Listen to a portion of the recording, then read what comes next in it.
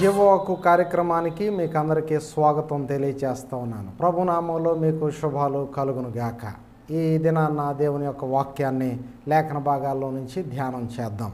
యేసు ప్రభు వారు 2000 సంవత్సరాల క్రితం ఈ భూమిలో దేవుని పరిచర్య చేస్తున్నటువంటి క్రమంలో తన శిష్య బృందంతో అలాగే అనేక వేల మంది ప్రజానీకంతో ముందుకు కొనసాగుతూ ఉండేవారు. ఎందుకంటే ప్రభువును అనేక వేల మంది ప్రజలు వెంబడిస్తూ ఆయన బోధలు వినేవారు, ఆయన చేసే అద్భుత కార్యాలు చూసేవారు, ఆయన ద్వారా స్వస్థతలు పొందేవారు. ఈ రీతిగా అనేక రకాలైనటువంటి ఉద్దేశాలతో, అవసరతలతో, అక్కర్లతో, సమస్యలతో అనేక మంది ప్రజలు ఆయన వెంబడించే క్రమంలో మనం గమనించినట్లయితే అనేక వేల మంది ప్రజలు ఆయన చెంత ఉండేవారు.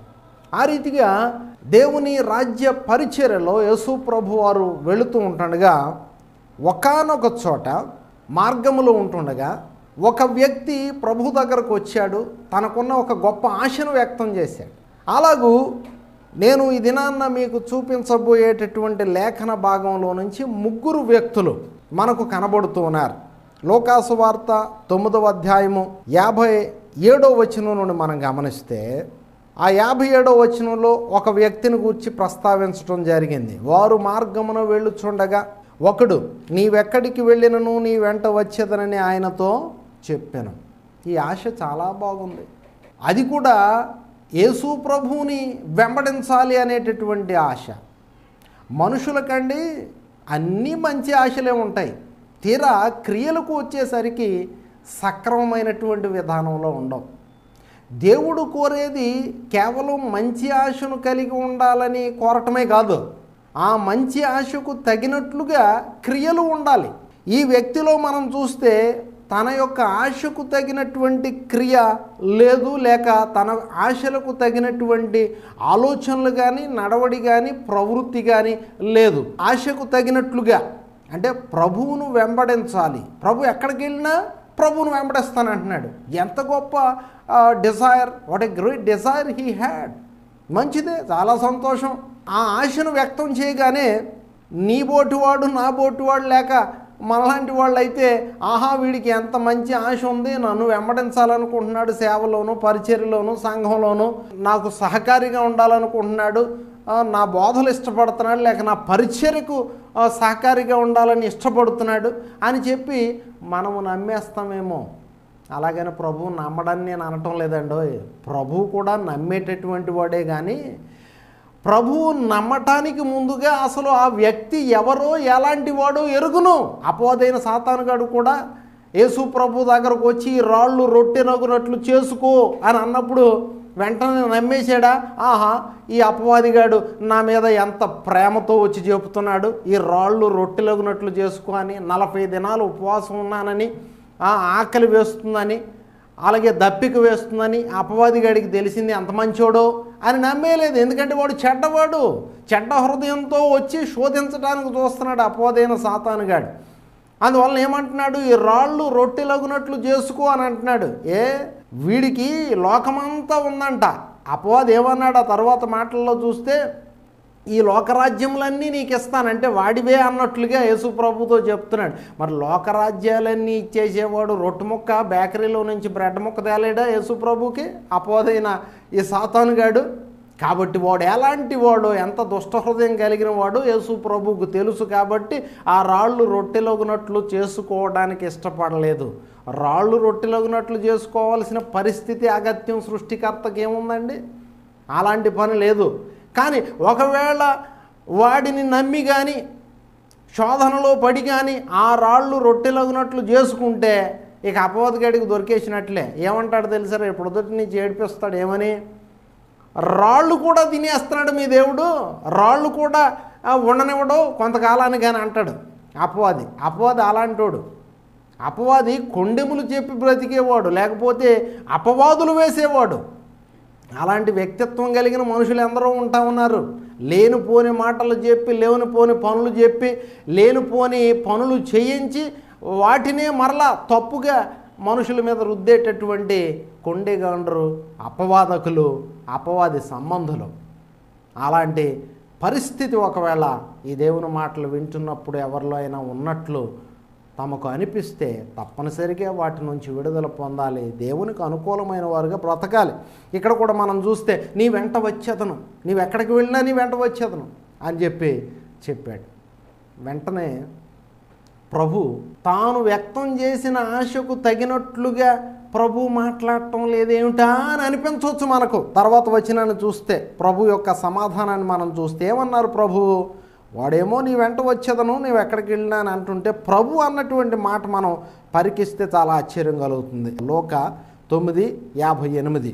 అందుకు యేసు, నక్కలకు బొరియలను ఆకాశ పక్షులకు నివాసములను కలవు గాని మనుష్య కుమారునికి తలవాల్చుకున్నట్టుకైనా స్థలము లేదని అతనితో చెప్పాను. ఇదేమిటిది? నీవెక్కడికి వెళ్ళినా నేను వస్తాను అని అతడు అంటుంటే యేసు ప్రభువేమో నక్కలకు బొరియలు ఉన్నాయి, ఆకాశ పక్షులకు నివాసాలు ఉన్నాయి, నేను తలవాల్చుకోవటానికి కూడా స్థలం లేదంటున్నాడు ఏమిటని ఆశ్చర్యపోవచ్చు. కానీ మనము దేవుని వాక్యమును పరిశుద్ధాత్మ సహాయంతో మనం ధ్యానం చేస్తే చాలా సులువుగా అర్థమయ్యే విషయం ఇక్కడ ఉంది. ఏంటంటే నీవెక్కడికి వెళ్ళినా వస్తానన్నటువంటి ఆ వ్యక్తి యొక్క హృదయము నక్కజిత్తులతో నిండి ఉంది, మోసకారి హృదయం ఉంది. అతడు డంబమైనటువంటి హృదయం కలిగిన వాడు తప్ప హృదయపూర్వకంగా ఆ పలికినటువంటి వాడు కాదు. కొంతమంది సంఘాల్లో కూడా అలాగే ఉంటారు, వస్తానంటారు రారు, చేస్తానంటారు చేయరు, ఇస్తానంటారు ఎవరో. కానీ ఆహా వాక్యం చాలా బాగుంది, ఆహా దేవుడు నాతో మాట్లాడాడు, ఆహా ఓహో అని అంటారు. తీరా చూస్తే క్రియకు వచ్చేసరికి, హృదయ స్థితికి వచ్చేసరికి కుళ్ళి చెడి పడి పతనమైనటువంటి హృదయాలుగా జీవితాలుగా ఎందరివో ఉంటూ ఉన్నాయి. ఈ సమయంలో దేవుడు మాట్లాడుతున్నాడు కాబట్టి పరిశీలన చేసుకుందాం. నీ హృదయం ఎలా ఉంది? ఇతని హృదయం అయితే నక్క హృదయం ఉందన్నమాట. కాబట్టి నక్కలకు బొరియలు ఉన్నాయా? నక్కలకు బొరియలు ఉన్నాయి. నక్క ఎంత మోస కార్యములు చేసేదిగా ఉంటుందో పిల్లల పాఠ్య పుస్తకాల్లో కూడా మనం చిన్నప్పటి నుంచి చదువుకుని వచ్చినటువంటి వాళ్ళంగా ఉంటాం. పెద్ద భారీ కాయం ఉన్నటువంటి ఏనుగును సహితము మోసగించేయగలదు ఈ చిన్ని నక్క. వెనకటికి చెబుతూ ఉండేవారు మా నాన్నగారు ఏంటంటే, గోదావరి తీర ప్రాంతాల్లో మేము ఉంటూ ఉన్నటువంటి వాళ్ళంగా, ఎందుకంటే మా ప్రాంతాలు అవి కాబట్టి అక్కడ పూర్వం మా తాతల నాడు నక్కలు బాగా తిరిగేవట గోదావరి లంక ప్రాంతాల్లో. ఆ నక్కలను చూచినటువంటి యొక్క పెద్దవాళ్ళు చెప్పేటటువంటి పరిస్థితులు లేక ఆ యొక్క విషయాలు ఏమిటి అని అంటే, దాని యొక్క జిత్తులు మోసము ఎంత హెచ్చుగా ఉంటుందో వారు గమనించి చెప్పేవారు. ఒకటి నాకు బాగా గుర్తొస్తుంది ఏంటంటే, పొలం గట్ల దగ్గర ఆ లంకల్లో ఉన్నటువంటి పొలాలలో, పొలం గట్ల దగ్గర, ఆ గోదావరి గట్ల దగ్గర ఉన్నటువంటి ఆ యొక్క పీతలను బయటికి లాగి దానిని తినివేయటానికి గాను చాలా సింపుల్గా చేసే పని, నక్క చేసే పని ఏమిటి అని అంటే, పీత ఉన్నటువంటి ఆ యొక్క రంధ్రంలోనికి నక్క తోక చొప్పించి మెల్లగా ఏదో జీవి వచ్చిందన్నట్లుగా ఆ పీతకు ఎరవేసినట్లుగా దాని యొక్క తోకను చొప్పించి అప్పుడు పీత ఆ తోకను పట్టుకోవటం మొదలుపెట్టాక మెల్లగా ఏదో జీవి పారిపోతుంది అన్నట్లుగా మెల్లగా ఆ తోకను బయటికి తీస్తూ ఉంటుందట. అప్పుడు పాపం ఈ పీతకు నక్కకు ఎర అయిపోతాను అని అనుకోకుండా ఈ పీతకు భలే పెద్ద ఆహారం దొరికింది అన్నట్టు పీత మెల్లగా బయటికి తోకతో పాటు బయటకు వచ్చేస్తూ ఉంటుంది. అప్పుడు వెంటనే బయటికి నేల మీదకు రాగానే ఈ పీతను గుటుక్కున నక్క మృంగేయటం. ఇదంతా మరి ఆ ప్రాంతాల వాళ్ళు ఎరిగి ఆయా సమయాల్లో గుర్తొచ్చినప్పుడు చెప్పటం వింటూ ఉంటే ఇది ఒక ప్రక్కని నవ్వుగాను, ఒక ప్రక్క దాని యొక్క మోసం ఎలా ఉందో అర్థమవుతూ ఉంటుంది అన్నమాట. కాబట్టి ప్రియమైన వారులారా గమనించండి, ఇప్పుడు ప్రభు అంటున్నారు, నీవు ఎక్కడికి వెళ్ళినా నేను వస్తాను అన్నటువంటి ఆ వ్యక్తితో నేను ఎక్కడికి వెళ్ళినా నీవు రాబాబు అని అనటానికి బదులుగా, ఇదిగో నక్కలకు బొరియలు ఉన్నాయి, ఆకాశ పక్షులకు నివాసాలు ఉన్నాయి, నాకు తలవాల్చుకోవటానికి అంటే మనుష్య కుమారునికి తలవాల్చుకోవటానికి. మనుష్య కుమారుడు ఎవరు? యేసుక్రీస్తు ప్రభు. మనుషుల్లో మనుషుడిగా ఆయన జన్మించాడు కాబట్టి మనుష్య కుమారుడు అని పేరు కలిగినటువంటి వాడు. ఈ మనుష్య కుమారునికి తలవాల్చుకోవటానికి స్థలం లేదు అంటే నీ హృదయంలో స్థలం లేదయ్యా నాకు, నేను ఎక్కడికి వెళ్ళినా నువ్వు వచ్చేస్తానంటున్నావు. నీ హృదయంలో నాకు స్థలం లేనప్పుడు why do you come and how do you come? ఎందుకు వస్తావు, ఎలా వస్తావు? అదేమి నాకు సూటబుల్ కాదు, నాకు అది సరిపడిన విధానం కాదు. ప్రభువును వెంబడిస్తాను అనేటటువంటి ఏ వ్యక్తి అయినా హృదయం ఇచ్చి వెంబడించాలి. ఎందుకంటే హృదయము మనిషికి కేంద్రస్థానం, ఆలోచనలు పుట్టే స్థానం. ఆలోచనలను బట్టి పనులు ఉంటాయి అన్నమాట. వ్యక్తిత్వం ఉంటుంది, జీవితం ఉంటుంది, నడవడి ఉంటుంది, ఆ యొక్క విధానం ఉంటుంది. అందువల్ల ప్రియమైన వారలారా గమనించండి, ప్రభు ఎంత జ్ఞానం చూసారా. అందుకే అంటున్నాడు, నీ హృదయంలో నాకు చోటు లేదు అనే విషయాన్ని చెప్పటానికి, తలవాల్చుకోవటానికి స్థలము లేదు. ప్రియ సోదరి సోదరుడా, యేసు ప్రభువు వారు నీ యందు, నీలోనూ, నీ జీవితంలో, నీ కుటుంబంలో నివసించడానికి తగిన స్థానం ఉందా? ఎందుకు లేదండి, గుండుగుడిలో దేవుడు గుడి కట్టేశానండి అనే రకాలు చాలామంది ఉంటారు. కానీ వాళ్ళ నడవడి, వారి ప్రవర్తన చూస్తుంటే ఇలాగే ఉంటుందన్నమాట. నక్కలకు నివాస స్థానంగా ఉండే హృదయాలు ఉంటాయి. అన్నీ నక్క జిత్తులే, అన్నీ నక్క చేసే మోసాలండి పనులే. అది వ్యాపారంలో కావచ్చు, ఉద్యోగంలో కావచ్చు, చదువులో కావచ్చు, పదవిలో కావచ్చు, దేనిలో అయినా సరే దేవుడు ప్రతి వ్యక్తికి భూమిలో కొన్ని బాధ్యతలను అప్పగించాడు. ఆ బాధ్యతలన్నింటిలో కూడా నమ్మకస్తులుగా ఉండాలి. అది దేవునికి అనుకూలమైనటువంటి హృదయము, జీవితం. ఇతని యొక్క హృదయము ప్రభువుకు అనుకూలంగా లేదు. అలాగే ప్రభు చెప్పిన ఆ విషయంలో లేక ఆ జవాబులో రెండవ అంశం ఒకటి ఉంది. అదేమిటి అనంటే, ఆకాశ పక్షులకు నివాసాలు ఉన్నాయి, నక్కలకు బొరియలు ఉన్నాయి. అంటే నక్క నివాసం ఉండే స్థానాలు ఉన్నాయి. అలాగే ఈ ఆకాశ పక్షులకు నివాసములు ఉన్నాయట. ఎందుకు ఆకాశ పక్షులను సంబోధించారు ప్రభు అంటే, ఆకాశ పక్షులకు కూడా ఒక సరైనటువంటి దిశానిర్దేశంతో కూడినటువంటి మార్గాలు ఉండవండి. అవి ఒక కొమ్మ మీదకు ఎగురుతాయి, మరొక కొమ్మ మీదకు ఎగురుతాయి, మరొక దిశలో పయనిస్తాయి. ఎయిర్లైన్స్కు ఉన్నట్టుగా ఒకే మార్గం ఉండదు, రైల్వేస్కు ఉన్నట్టుగా ఒకే వే ఉండదు. అంటే ఒకే ట్రాక్స్ ఉండవు, ఒకే దిశానిర్దేశం ఉండదు. అలాగే బస్సులకు లేక వాహనాలకు ఉన్నట్లుగా ఒక రోడ్డు మార్గం అనేటటువంటిది ఒక వే ఉండదు. పక్షులు తలుచుకుంటే ఎటైనా ఎగిరిపోగలవు. అలాగే ఈ వ్యక్తి కూడా ఎటైనా ఎగిరిపోతాడు, ఏ సమయమైనా సరే. కొంతమంది సంఘాల్లో నుంచి ఎగిరిపోయే వాళ్ళు ఉంటారు. వాళ్లకు అనుకూలం కాదు, బోధ అనుకూలంగా లేదంటే ఎగిరిపోతారు. వాళ్లను బుజ్జగించేటటువంటి దైవ సేవకుడు లేరు అని అంటే ఎగిరిపోతారు. వాళ్లకు కఠినమైనటువంటి బోధలు ఒకవేళ దేవుడు ఇస్తుంటే వాళ్ళ హృదయం సరిగా ఉండదు, నక్కలాగా మారిపోతారన్నమాట. ఆకాశ పక్షుల్లాగా ఎగిరిపోతారన్నమాట. అటువంటి వారు భ్రష్టులు. భ్రష్టత్వం నీలోనికి రానివ్వకం. ప్రియ సోదరి సోదరుడు, సంఘానికి లోబడు, వాక్యానికి లోబడు, దేవునికి లోబడు, దైవ సేవకులకు లోబడిన వారు ఎక్కడా నష్టపోయినట్లు దాఖలాలు లేవు. దేవుని స్తోత్రం. కాబట్టి ప్రియమైన వాళ్ళ గమనించండి, ఇతని యొక్క బుద్ధి రెండు అంచెలుగా ఉందన్నమాట. ఒకటి నక్కను బోలినటువంటి హృదయం ఉంది, రెండు ఆకాశ పక్షులను బోలినటువంటి జీవితం ఉంది. తనకి ఒక స్థిరత్వం లేదు, ఎటు పడితే అటు ఎగిరిపోయేటటువంటి స్వభావం ఉన్నటువంటి వాడు అన్నమాట. ఈ రెండింటి నుండి నీవు విడుదల పొందావా? యేసుకు నీ హృదయంలో స్థానం ఉందా? పరిశీలన చేసుకో.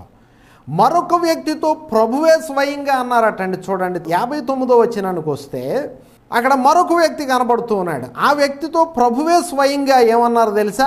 నా వెంట రమ్ము అని చెప్పారు. చెబితే ఇతడేమంటున్నాడు? అతడు నేను వెళ్ళి మొదట నా తండ్రిని పాతిపెట్టి వచ్చుటకు సెలవిమ్మని మనవి చేశాను. తన తండ్రిని పాతిపెట్టి వచ్చుటకు సెలవు ఇవ్వాలట.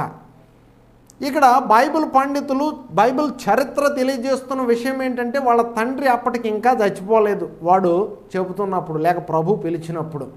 కానీ చనిపోయే దశలోనూ అవసాన దశలోనూ ఉన్నాడట. అంటే ఎప్పుడు చచ్చిపోతాడా అని ఎదురు చూసే రకమేమో, అలాగనుకోవాలి. మరి చూడండి ఎంత మరి భయంకరమైన విషయం. ఈ దినాల్లో పిల్లలు తల్లిదండ్రులు ఎప్పుడు చచ్చిపోతారా అని చూసే పిల్లలు ఉన్నారు. ఇది వింటే మీకు ఆశ్చర్యం కలగవచ్చు. కొంతమంది అలాంటి పరిస్థితుల్లో ఉన్నారు. తల్లిదండ్రులు త్వరగా చచ్చిపోతే ఆస్తి సంపాదించుకోవచ్చు, ఆస్తి పంచుకోవచ్చు, లేక ఆస్తిని ఇష్టం వచ్చినట్టు ఖర్చు చేసుకోవచ్చు, వీళ్ళు ఉండటం వలన అడ్డుగా ఉంది అని చెప్పి తల్లిదండ్రులు చంపేసే పిల్లలు ఉన్నారు. అలాగే వాళ్ళు త్వరగా చచ్చిపోతే మంచిదని ఆశించే పిల్లలు ఉన్నారు. ఇది శాపగ్రస్తమైన విషయం. నీ తల్లిదండ్రులను సన్మానించుము, అప్పుడు నీవు దీర్ఘాయుష్మంతుడు వగుదువు అని చెప్పి దేవుని వాక్యములో దేవుడు తెలియచేస్తామన్నాడు. తల్లిదండ్రులను సన్మానించటం అంటే మరలా మన తెలుగు భాషలో ప్రతి మాటకి కూడా అనేక అర్థాలు తీసుకుంటారండి. సన్మానించుము అని అంటే ఒక టెంట్ వేసి వాళ్ళ పుట్టినరోజున 2 ఎర్ర కుర్చీలు పరిచి వాటిల్లో కూర్చోబెట్టి బంధుమిత్రులను పిలిచి వాళ్ళకి చక్కగా బిర్యానీ వండి పెట్టి 4 ఫోటోలు తీసి నా తల్లిదండ్రుల సన్మాన కార్యక్రమాన్ని బ్యానర్ కట్టించి వాళ్లకు 2 మెతుకులు కూడా ఆ రోజున కూడా పెట్టని రకాలు సన్మానించడం కాదు. సన్మానించడం అంటే అలాగూ చేయాలని కాదు, వాళ్ళ అవసరతలు వాళ్ళ అక్కరలు ఉపయోగపడే పిల్లలుగా ఉండాలి. వాళ్ళ యొక్క అవసాన దశలో కానీ లేక వాళ్ళు మంచిగా మామూలుగా ఆరోగ్యంగా ఉన్నప్పుడే వాళ్లకు సహాయకరంగా ఉండటం కానీ, అంటే తల్లిదండ్రులు ఏ స్థితిలో ఉన్నా సరే వాళ్ళ బ్రతికిన కాలం అంతట్లో కూడా పిల్లలు వాళ్ళ యొక్క బాధ్యతలు తీసుకొని వాళ్ళ ఎడల శ్రద్ధ కలిగి హృదయమార తల్లిదండ్రులు ప్రేమించే పిల్లలుగా ఉండాలని ప్రభు తన వాక్యంలో రాయించాడు. అది తల్లిదండ్రులను సన్మానించటం అంటే.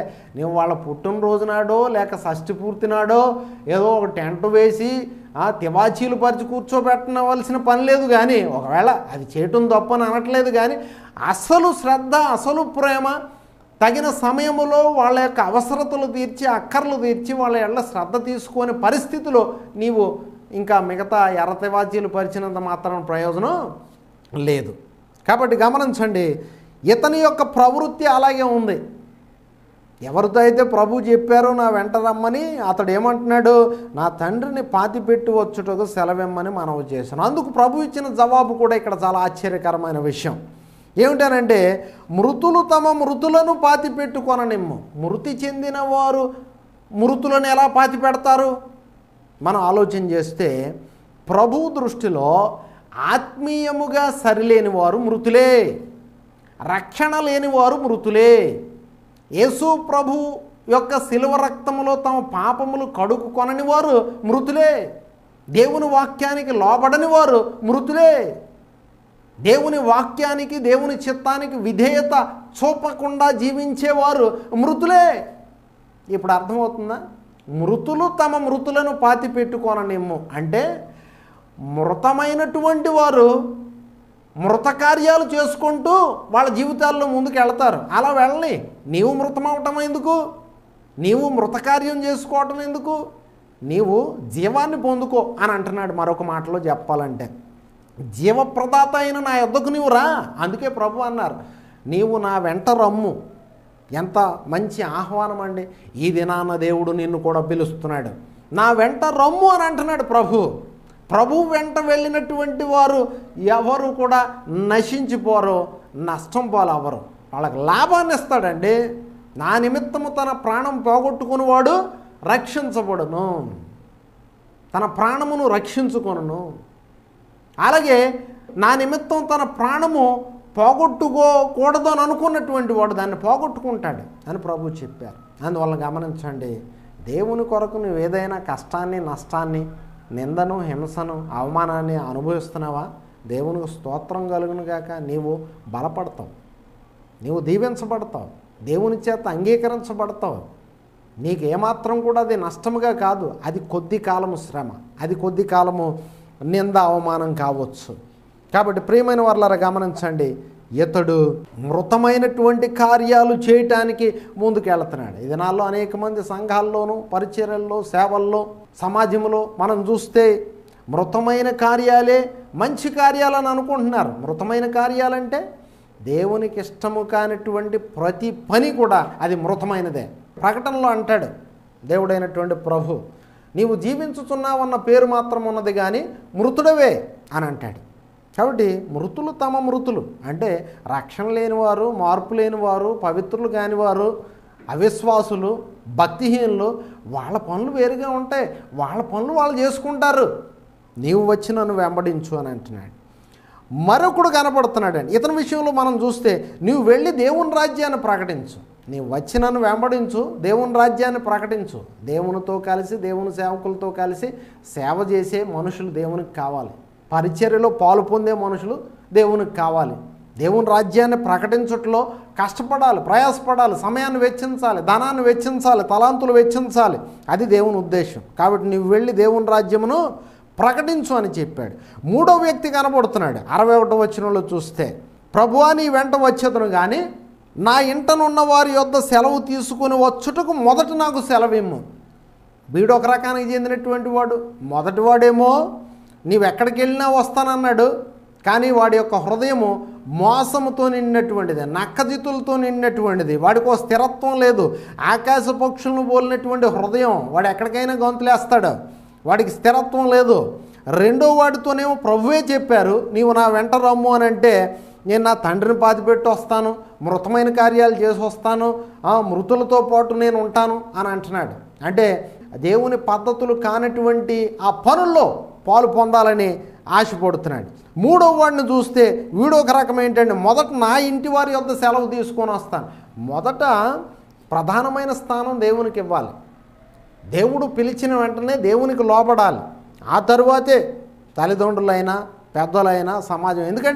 ఎందుకు ఈ విషయాన్ని జ్ఞాపకం చేస్తున్నానంటే, నీ ప్రాణము, ఉనికి, జీవం, చలనం, జీవితం దేవుని చేతుల్లో ఉంది. నీకు జీవితాన్ని ఇచ్చింది ఎవరు? సృష్టికర్త దేవుడు, దేవాది దేవుడు. కాబట్టి ఆయన వెంబడిస్తే మిగతావన్నీ చక్కబడతాయి, అవి లైన్లోకి వస్తాయి అన్నమాట. కాబట్టి ప్రభు అంటున్నారు, నాగటి మీద చేయి పెట్టి వెనుకతోటి చూచువాడు ఎవడును దేవుని రాజ్యమునకు పాత్రుడు కాడు. అంటే ఈ వ్యక్తి దేవుని రాజ్య సంబంధిగా ఉండాలని, అలాగే దేవుని వెంటబడి వెళ్ళాలని ఆశ ఉంది, కానీ కొంచెం లోకం వైపు ఎడవబడుతున్నాడు.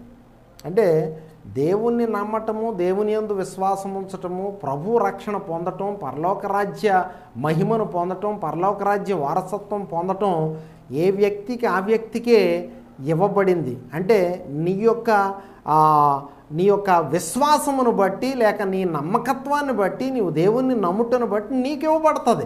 అది ఎవరి దగ్గర పర్మిషన్ తీసుకుంటే దేవుడు ఇచ్చేది కాదు. నీవు దేవుని దగ్గర పర్మిషన్ తీసుకోవాలి. దేవుడు ఏమంటున్నాడు, నీవు నాగటి మీద చేయి పెట్టావు, నువ్వు వెనుకకు చూడటానికి ఇష్టపడుతున్నావు, నువ్వు వెనుకకి ఇక తిరగకూడదు. నాగటి మీద చేయి పెట్టు, నువ్వు దున్నాలి, నువ్వు ముందుకు వెళ్ళాలి. అప్పుడే వాడు దేవుని రాజ్యానికి అర్హుడవుతాడు. కాబట్టి మూడవదిగా దేవుడు మనకు నేర్పుతున్న పాఠం ఏంటంటే, దేవుని రాజ్యానికి నీవు అర్హురాలు కావాలని ఆశపడుతున్నావా? అలాగైతే నీవు దున్నాలి. అంటే ఆత్మీయ జీవితంలో నీవు దున్నబడాలి. అంటే ఆత్మీయ జీవితంలో ముందు కొనసాగాలి, అంతే తప్ప వెనుక తిరగకూడదు. తిరిగితే నువ్వు విశ్వాసము నుండి, పరిశుద్ధత నుండి, నీతి నుండి, వాక్యము నుండి, దేవుని సహవాసం నుండి నువ్వు వెనుదిరిగితే నీవు దేవుని రాజ్యానికి ఏమాత్రము అర్హురాలు కాలేవు. అందువల్ల ప్రియమైన వారలారా గమనించండి, దేవుని రాజ్యం కావాలా? మోక్షం కావాలా? పాపక్షమాపణ కావాలా? దేవుని రాజ్య పౌరసత్వం కావాలా? శాశ్వత జీవం కావాలా? శాశ్వతుడైన దేవునితో నిత్యం నివాసం ఉండాలా? అయితే దేవుని మాటకు లోబడాలి.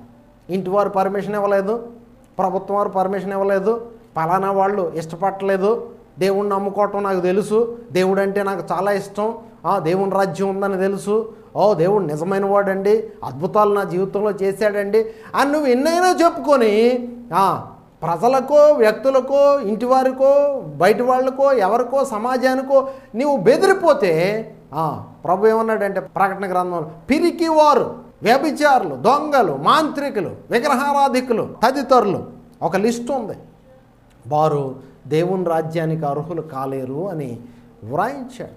కాబట్టి ప్రియమైన వారలారా గమనించండి, దేవుని నామఘనత కొరకు ఎవరు జీవిస్తారో, దేవుని మాట ఎవరు వింటారో వారే దేవుని రాజ్యానికి అర్హులు.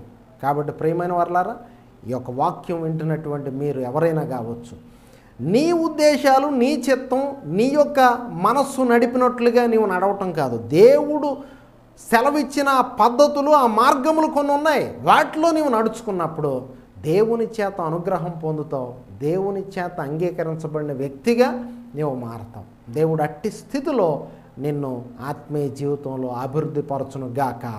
ఆమేన్. మహోన్నతుడా, మీకు వందనాలు చెల్లిస్తున్నాం. మీరు ఇచ్చిన వాక్యాన్ని బట్టి స్తోత్రం. మనుషులు వివిధ రకాలైనటువంటి వ్యక్తిత్వాలు కలిగి ఉంటున్నారు అనటానికి ఇక్కడ ఈ లోకాసువార్త 9వ అధ్యాయంలో 3 వ్యక్తిత్వాలతో కూడిన 3 వ్యక్తులను మా ముందు ఉంచాం.